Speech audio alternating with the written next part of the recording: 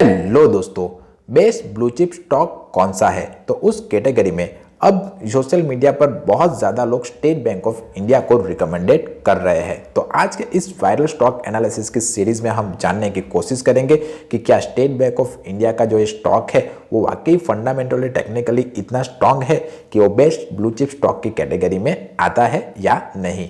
तो फिलहाल ये स्टॉक 854 रुपये पर ट्रेड कर रहा है और ये अराउंड सबसे बड़ी बैंक है भारत की, आप जानते ही हो। और ये अराउंड कब से कार्यरत कर रही है, आप मुझे कमेंट करके बताइए कि स्टेट बैंक ऑफ इंडिया की स्थापना कब हुई थी, मुझे कमेंट करके बताइए। और आपका इस बैंक के बारे में क्या कहना है वो भी आप कमेंट करके बता सकते हो।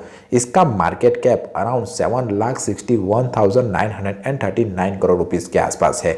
यानी कि अगर आपको स्टेट बैंक ऑफ इंडिया जैसी बैंक अगर आज के तारीख में खड़ी करनी हो तो तकरीबन 8 लाख करोड़ रुपीस आपके पास होने चाहिए, तब जाकर आप स्टेट बैंक ऑफ इंडिया जैसी बैंक खड़ी कर पाएंगे। करंटली इस स्टॉक का प्राइस 854 रुपीस चल रहा है। इस स्टॉक ने हाई अराउंड 912 रुपए का लगाया हुआ है और लो 600 रुपए के आसपास लगाया हुआ है। स्टॉक का P/E रेशियो 9.95 चल रहा है, यानी कि 1 रुपए के सामने लोग 9 रुपए देकर भी इस स्टॉक को खरीदने के बारे में सोच रहे हैं। बुक वैल्यू इस स्टॉक की 465 रुपए चल रही है और ये स्टॉक डिविडेंड यील्ड 1.60% का अपने इन्वेस्टरों को हर साल देता है। ये एक अच्छी बात है। ROC यानी कि रिटर्न ऑन कैपिटल एम्प्लॉयड 6.16% है, जबकि रिटर्न ऑन इक्विटी स्टॉक का 17.3% है। फेस वैल्यू इसकी 1 रुपीज़ है। अब हम इस स्टॉक की कुछ अच्छी और बुरी बातें देख लेते हैं।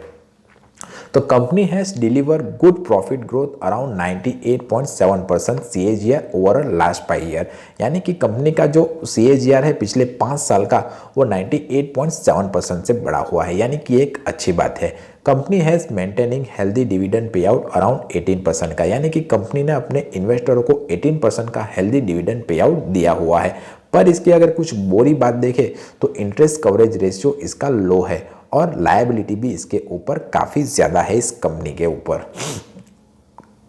इसकी जो कॉम्पिटिटर बैंक में आप शामिल देखो तो bank of Baroda, Punjab national bank, IOB, union bank, Canara bank, Indian bank जैसी बैंकें इसकी कॉम्पिटिटर कंपनियों में आती है। क्वार्टरली रिजल्ट अगर देखें तो सितंबर के क्वार्टर में इसने 1,21,045 करोड़ के रेवेन्यू किया हुआ है, जबकि पिछले क्वार्टर में इसने 1,18,242 रुपये का रेवेन्यू किया हुआ है। नेट प्रॉफिट अगर हम देखें इसका तो पिछले क्वार्टर का नेट प्रॉफिट इस क्वार्टर का नेट प्रॉफिट 20,565 करोड़ रुपीज़ के आसपास है और पिछले क्वार्टर का जो नेट प्रॉफिट है वो 20,094 करोड़ रुपीज़ के आसपास है, यानी पिछले क्वार्टर की तुलना में इस क्वार्टर में इसका प्रॉफिट बढ़ा हुआ है। कंपाउंडिंग सेल्स ग्रोथ देखें तो 10 साल में 9% का कंपाउंडिंग सेल्स ग्रोथ, 5 साल में 12% का, 3 साल में 16% का इसने कंपाउंडिंग सेल्स ग्रोथ दिखाया हुआ है। कंपाउंडिंग प्रॉफिट ग्रोथ देखें तो 10 साल में 17% का, 5 साल में 99% का और 3 साल में 44% का कंपाउंडिंग प्रॉफिट ग्रोथ इसने दिखाया हुआ है। स्टॉक प्राइस का CAGR देखें तो 10 साल का जो स्टॉक प्राइस का CAGR है वो 11%, 5 साल का जो स्टॉक प्राइस का CAGR है वो 21% और 3 साल का जो स्टॉक प्राइस का CAGR है वो 21% है। और रिटर्न ऑन इक्विटी स्टॉक ने 10 साल में 9% का, 5 साल में 13% का, 3 साल में 16% का और लास्ट ईयर 17% का रिटर्न ऑन इक्विटी दिया हुआ है। रेशियोज की बात करें तो इसका ROE 17% है मार्च 2024 में, जो मार्च 2022 में सिर्फ 12% था, जो बड़ा है। 22 से लेकर 24 में इसने ROE बढ़ाकर दिया हुआ है, आप यहाँ पर देख ही सकते हो। शेयर होल्डिंग्स देखें तो प्रमोटर के पास 57.51% शेयर पड़े हुए हैं, यानी कि प्रमोटर का अपनी कंपनी के ऊपर भरोसा बना हुआ है। पब्लिकली 7.67% शेयर अवेलेबल है। FIS के पास 10.71% और DIS के पास 20.9% शेयर अवेलेबल है।